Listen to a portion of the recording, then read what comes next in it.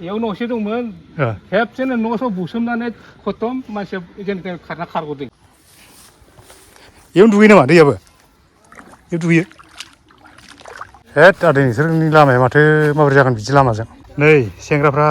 स्कुलनिफ्राय बिराद खस्थ' दै बारसोमजोबना फैबाय मा क्लासलै दे सेंग्राफोर खोन्थालाय खुलुमबाय लोगोफोर नोंथांमोननो मोनसे भिडिअ लाना फैलायबाय भिडिअआनो जाहैबाय जोंनि बर' गामि मोनसे देखायनोसैलाय नोंथांमोननो जायगाया जाहैबाय जोंना धेमाजि डिस्ट्रिक्ट सिलाफोथारनि टाउननि एसे सानजाहा आरोना थ' बिराद बिथोर बिराद थांलाय फैलाय खस्थ' बिराद लामा गाज्रि थ' नाय माबायदि बिराद खस्थ' मोनदों बे जायगानि मानसिफ्रा माने थांलाय फैलायखौ उसुबिदा बिराद गिदिर गिदिर दैमाबो बारनांगौ थ' नागिर फैबाय जोंबो दा दैमा मोनसे बारखांबाय ओमफ्राय दैमा मोनसे दंबावो दैरजाय बेखौ बारनोसैलाय बिराद खासिबारि गोजा सोरगिदिं ओरैजाय एकदम खासिबारि जेबो गैया एकदम बाला मुथुथे जोंनि गगामुग साइडनि माने जियादल दैमा बायदि सेम एखे आरोना माबाया गिदिरा एसे फिसाब्लाबो माने बे बुसारलाबायनाया बेबायदि सब खासि हाग्रा जिं जिं ओमफ्राय बे लामाजों जों नैबे फैगासिनो नै थ' गामिया बेकवार्डथारनो नाय दानि सोंसै फैबाय खोन्थाहरदों माखासे नैबे बेयाव कमलपुर होननाय मोनसे मेन लामानिफ्राय 4 लाइन लामा सेराव मोनसे कमलपुर होननाय बर' गामि दं थ' बिथांमोनाव सोंनानै मिथिबाय आरोना जायगाया बिराद खस्थ' जानाय जायगाया थांनो मानो ओंखायनो बाइकखौबो बै जायगायाव दोनबाय बै मिसिं गामि मोनसे दङ बेवहाय दोनबोबाय दा आवगायगासिनो दं नै थाबायगासिनो नोंसोरलाय बबे लागोनि इनि औ बेलगुरिनि औ बेनोथा कमलपुरनि मा लायामोन बेलगुरियावलाय लामाया माबायदि थांजायोना मा लाबोखो खेथि बेयावसो गोजाना गासिबो सोरगिदिं खासि हाग्रा गोजाथारलै नै नुहुरा लामायाबो बारा मानसि थांलाय फैलाय खालामा खोमानि लामायानो बारा आगानानो गैया मानसि थाबायनायनि बहुद खम बे साइकेल बाइक लाबोलाय लामायावल' सोरथो इसेबां थाबायनो मानसि आगानानो खम नै सेन्देल आगानानो गैबावा सब डाइरेक्ट आगान गोजा माने दै बारबाय थानांगौ नालाय सेन्देलबो गाननो हाया बेयाव जोंसो गानसोमबोलाबायदों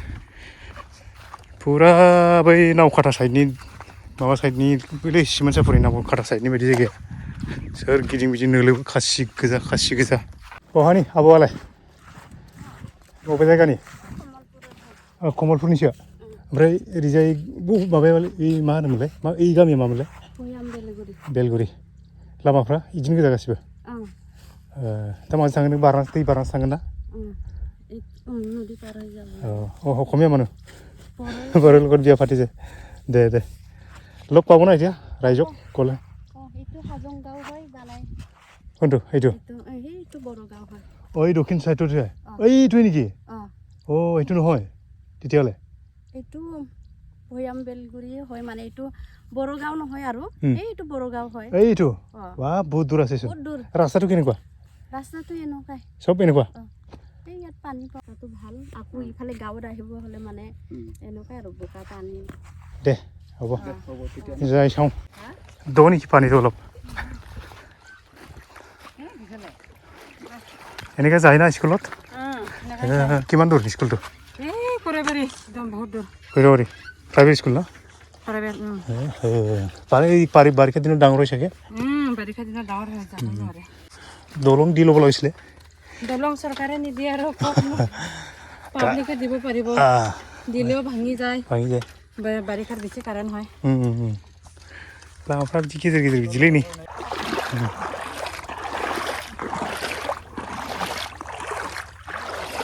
बेजों फैयै फैनानै बेसेबांबा गोजानाव नै जारि मादैमोन लोगो मोनफैलै जिरायनानै दं लामायाव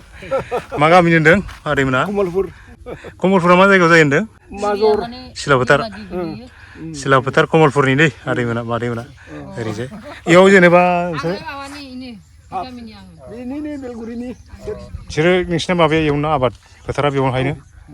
बुरजाथार खोमा ना माइ दाङा ओमफ्राय नैबे दा थानाय खाथि खालानि गामिफ्रा मा गामि बानाय ओमफ्राय सोब बर'नि गोजा नामा बेफोर हाफ्रा नैबेफोर लांदांफ्रा बिराद गुवार हाजो नाङैखाय नै माबाया बे दुब्लि फोथारा उफाय गैया बे बेलगुरियाव थांनो होनना फैदों लामाफ्रा मोजां खोमा ना दे थाथ'लायदो दस्राफोरनि माइ दांनानै सान्दुं गोसायाव जिरायनानै दं नैबे मादैमोन गामियावनो थांगोन जोङो बेलगुरिनि दा मादैया लामाफ्रा माबायदि लामाया ओइखिनिया दैमा दङ दैमा दंबावोसो दामा दै फैदो दाखालि दै बाना बे दैमायानो लांबाय जोंनिखौ आक्रमण बेनो गामिखौनो खुरजोबदो दा फटक थिखांना लांनो हागोन दे दे दे गामिया बेसे गिदिर मादैमोना बेलगुरिया गामिया गेदेरानो गिदिर गामि ओरैनो न'खर बेसे दं 100नि बारदो 100 न'खर 100नि बारबाय दे जुदा जाजोब्बाय ना मानसिफ्रा जाजोब्बाय दे बर' गोजा नैबेजों थांबा नुहैगोन आरोना ओरै बानाय लाइनसे दङ ओरै दे मादै थाथ' नोंसोर गामिखौ नायनि दे नांबाय थाथ'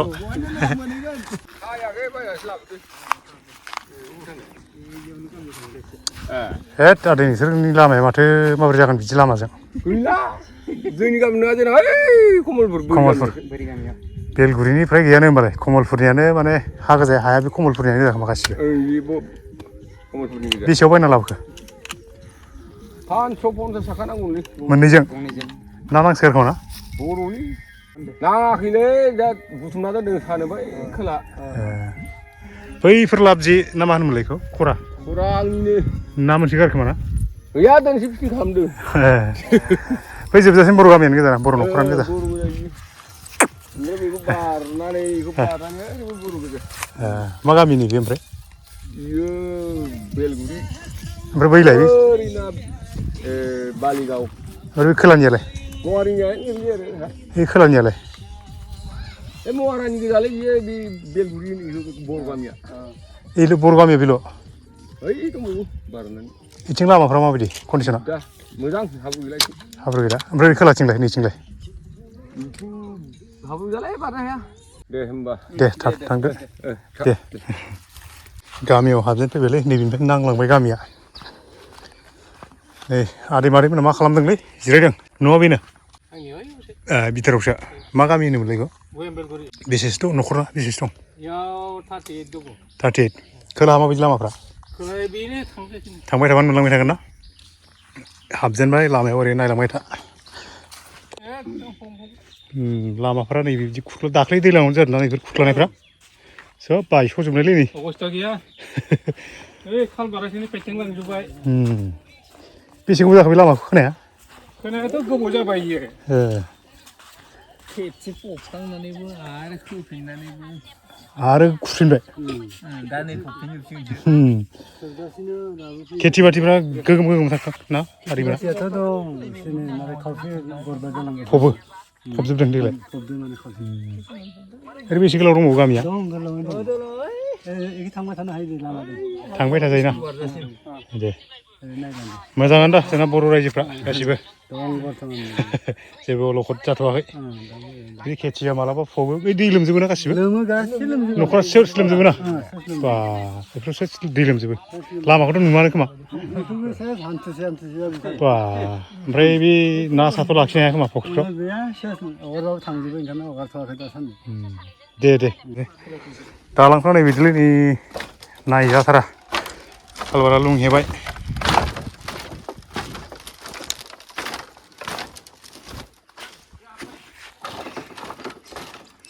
गाहायाव बारा माबा गैया खोमालै बारा हेभि होआखै दै गेजेरजोंनो होबाय नै गामि गेजेरजोंनो दैया बबेजों बारो आरो बेखौ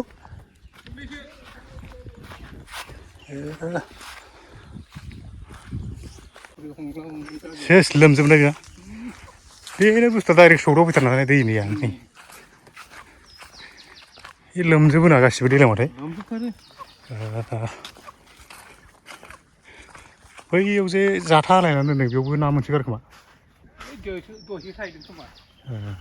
गोथौ नामा दैया बिदियावनो होदों दैयानो नै गामि गेजेरजोंनो फैथारनाय फुरा सौदाव फैखायो नै साख्रि बाख्रि मावनायफोर गैया आदै गामि साख्रि बाख्रि मावनायफोर गैया गामियाव गैयालै गैया सब खेथियाव गोजा फरायनायफ्रा बबेहाय फरायो ओइ माबा सिलेवालि गामियाव दा सोरबा हाइ स्कुलाव दङ सोरबा एम इ दङ जाय पास जानायफोराथ' बारग'लांबाय एसेथ' गोदाव सोराव जाबोलांबाय गुबैमोन बेबोथ' देन्जारसो माथो नै मेन लामायानो थबस्र'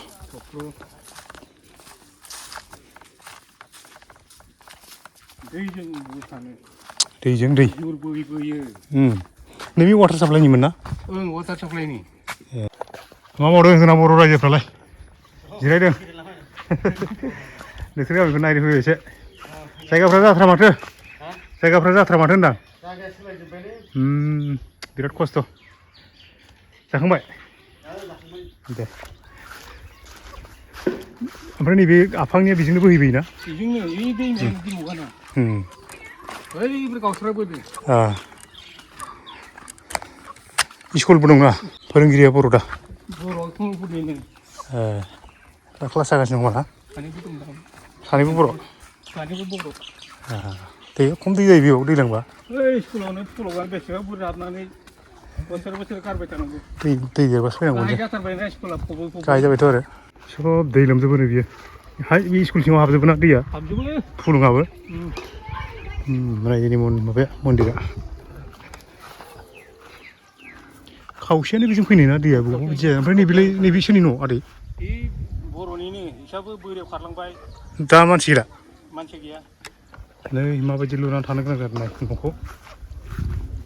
बे स्कुला बाउन्डारि गोजा स्कुलनि बाउन्डारि गोजा दैया गोथौबाबो ना मोनगौमोनलाय दा ना एसे दंबानो खारजोबो आवगोल गोथौमोन खोमा ना बिराद गोथौ हाखरमोन साइजखौ नायबा सिनायोना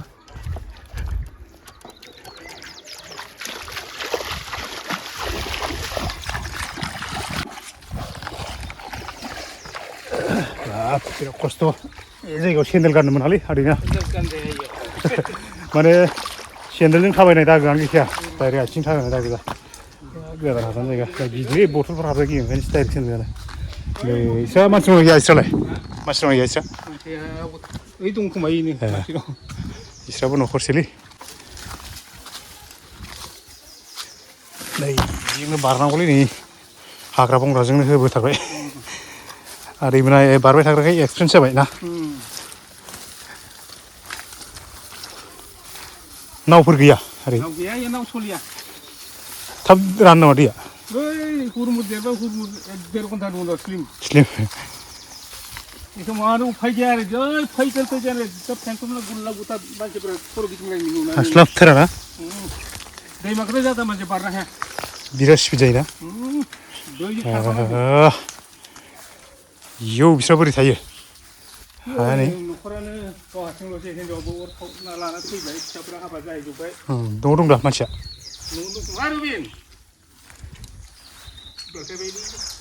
नोलो गोजा गिलुबाल' नोलो गोजा नै बा ओरैनिफ्राय खोला सोब नोलो गोजा ना दैमा दंलाय बेसे गुवार जागोन बे नोलोआ गुवारथार बिराद गुवार ओमफ्राय न' गैलाना न' गैला ओमफ्राय इल'सिन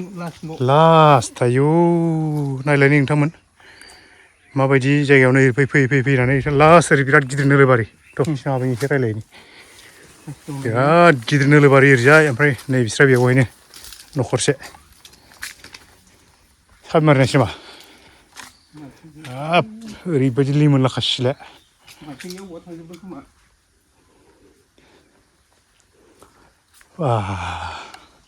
बोरै थायो साबमारिनायसो मानसि गैथ'वा बर्थमान खामानि मावो नामा अबेबा बुरि सासे दङ सासेयाथ' बिजामादैया हाजिरा मावो बुरिया न'आव थायो बहा थांनो खोमा मानसि गैया होमबाबो नायदो देखायबाय जोंनि बर' रायजोनि संसारखौ माने हाबथारना नायफैबासो मिथियोलै रायजोफोर सा टाउन खाथि मोजां जायगा थानानै फैजाबाय सा टाउन खाथि मोजां जायगायाव थानानै मिथिया फुरा ग्राउन्डआव फैनानै नायफैथार एसे खस्थ'यै रायजो जानानै दं नै एखेबारे नैबे दै बिमाथार दैया बिजों फैनो हादै दै बिमाथार ओमफ्राय नै माबायदि दं नै बेवहाय दैजों नांजाबनायानो बिसिनाबो बोखांबा मोनसिगोन खोमालै ओरै लाबजिया मा ओंख्रि जाखो नै दैया खस्थ' जाया नोंसिना लोमसोगारो नामा साबैसे न'खरावलाय साबैसे अबेहाय दंहैयो बेंगलर देग्लाय माबायदि जादों दैया लोमाखै बेयाव हाबाखै बिदिनो इयावनो थाबाय थागोन ना बेलेगाव खालामगोन नोंसोरलाय जायगा गैयाना बैसां लुदो न'खौ बेंगालराव थाना फैबाथाय फैसा बुरजा लाबोदो फुरा गोजौ खादों न'खौ एबार नङाबा खनसेनो मालाबा लोमफैजोबगोन दे थाथ' दे बेयावनो दुगैयो नामा दैयाबो बेयाव दुगैयो ओमफ्राय लोंनायफ्रा दैया बेयाव न'से दंमोन खेबसेनो न' स' बुसोमनानै खतम मानसिया जेनिफ्राय खारना खारग'दों न'आव थांनाय बोसोराव साबैसे दंमोन न'आवलाय न'आव बिदिनो गथ'फोर दंमोन साबासो दंमोन खोमा उन्दै उन्दै लेन्थ्र'नि जे नों खारनदों बे दैमा गेजेरावनोथारमोन ना दैमा गेजेरावनोमोन न'आनो बोरिथारमोन समाव एसे आलि एसे दंमोन आलि उसिबाय दंमोन थाब बारह'नासै इसोर बै खेबसेनो लुन लुन फैनाय फिल्म खनसे न'खौ बुखारना लाना थांखाबाय नङाबाथ' खारनाबाथ' मानसिफ्रा सेसेयावमोन गैलामोन दा नै एकदम न'जोंनो दै बिमा जाथारबायना फुरा दै बोहैजोबो नै नैबे दैमाया बेनो प्रब्लेम बिसिना गामि गेजेरजों थब्लं फैनानै ओमफ्राय नैबेयाव न'खर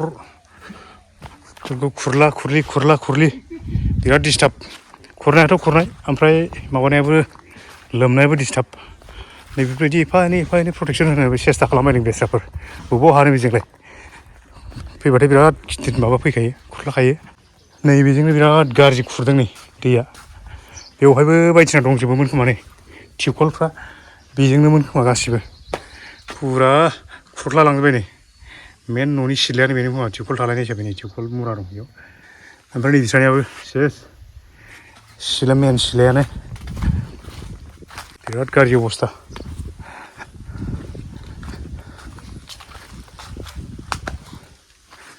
आयं बोरायनाव मोननैसो खोथा सोंनोसै आङो नै न'आ अबेमोनलाय आंना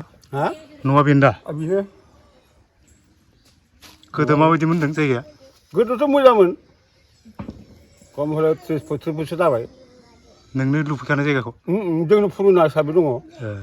माबायदिमोन नोलो गोजामोन नामा बे समाव नोलो दंमोन नोलो थानाय समाव बिराद गिदिर बानपानि जानानै नोलोफोरखौ सेस गाख्रुब गुख्रुब दैब' बारि माइ फाल्लासे लाबोनानै जाफैनो हायामोन जोङो बे दैमा फैनानै स्लिम फबनानैसो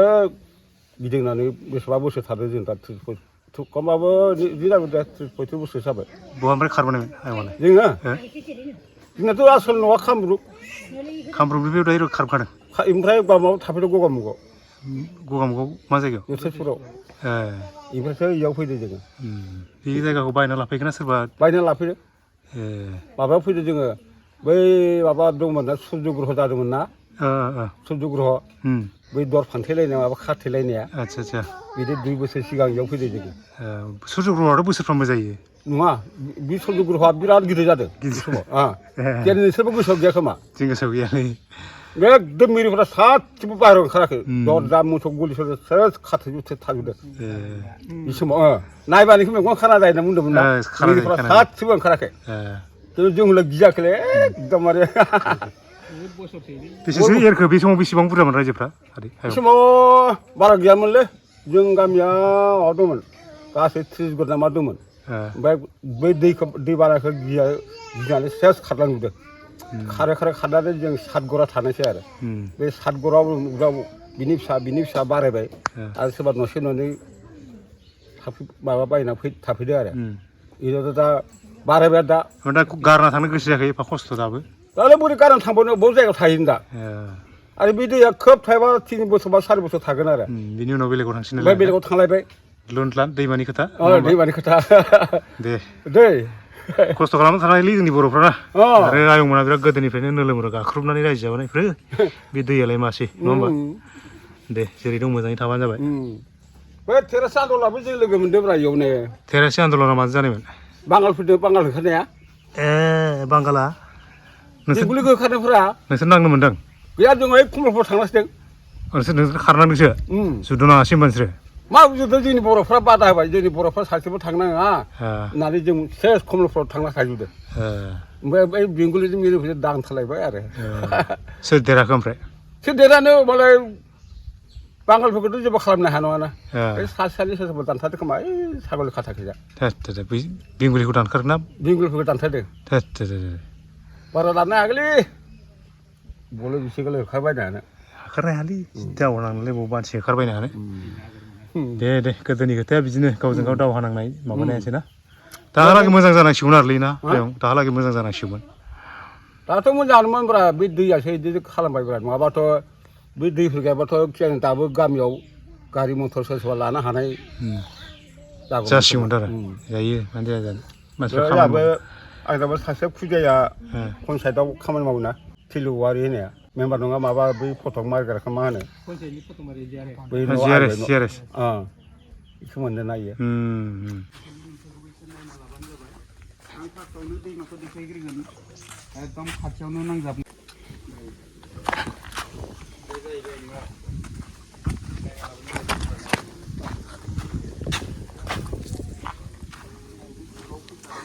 बिस्रा आं दानि देखायनानै बिस्रा दैमानि थाखायनो खारनांदोंना आदै दैमानि थाखायनो गिनानै दै देरफुनायावनो एकदमबारे माइ रोगानाय सावरि माबा मेन न'आव बिथिंमोन माया बिस्रानि मेन न'मा न'आ न'आब्रा मेन न'मा न'आ बेनोमोन ना बेनोखा बाख्रिया बेनोखा माइखौ दैयानो नैथारबा रोगाबाय ओमफ्राय हाखौ साननैसो उनाव देरनायाव हांसोफ्राबो दाबो दं माथो नै हांसोफ्रा दैगासिनो दं अमाफोरखौ लाङाखैना गालांजोबदों नै दहायनि फार्स्टआव लोगो मोननाय आदैखौ खिसे लोगो मोनफिनबायलै ओरै दहाय बबाव थांदों होनदोंमोन आदै कमलपुर बिनिफ्राय बिसोर बिदि बाननानै जिखुनु बुस्थु बायनानै लाबोयोना ओमफ्राय बेखौ बिजनेस खालामो फानहैयो ओरैजाय बेफार खालामो साइकेल लांजायाना लांजाया ओमफ्राय गारि मथरबाथ' बाद दोन बिदिनो थांलाय फैलाय सानसेयाव बे सप्तासेयाव सानसेयाव खनसे बाबा खस्थ' खालामो मानसिफ्रा बिदि खस्थ' जानानै दं बिदिजोंनो सोलिनानै दंना खेथिबो खालामो दा आदैया खेथि दं सेराव बिगानैल'लै बिगानिफ्राय गैया दे जोबोद खस्थ'लै नोंसोर जायगाया बोरै थांबाय थायो सानफ्रामबो ओमफ्राय स्कुलाव थांग्रा गथ'फ्रा बे लामाजों फैयोना दैज्लाङाव ओमफ्राय बेजों थांलाय फैलाय खालामो गारि गुरा जेबो गैया मथा मथि लामायाबो मोजां नङा बिदि बानैनो 6 किल'मिटार लामा हान्थिबाय थायोना एकदम बाङालि एकदम रोमै नुदों ओरै बालाजोबगोन बेखौ माने दे उफाय गैया जोंना बर'फ्रा बिदि खस्थ' खालामनो हाखायो दा हायो उफायथ' गैया जायो बिदिनो दे होमबालाय ना दे बर' जोहोलावफोर मा क्लास मोनखोलै आयु बर' गोजा गासिबो मा स्कुलाव फरायनोसैलाय नोंसोरथ' दा गामसासो गानदोंना दायो आयु दैज्लाङाव दे बारबोदो नैलाय बर' गथ'फोर स्कुलनिफ्राय फैनायखौ ग्रोब लोगो मोनफैबाय खस्थ'थार मा क्लास मोनखो नोंलाय 7 ओमफ्राय गासिबो 7 साइकेला मा जागोन बिदिजों साइकेलखौ चेन्ज खालामगोनलै नोङो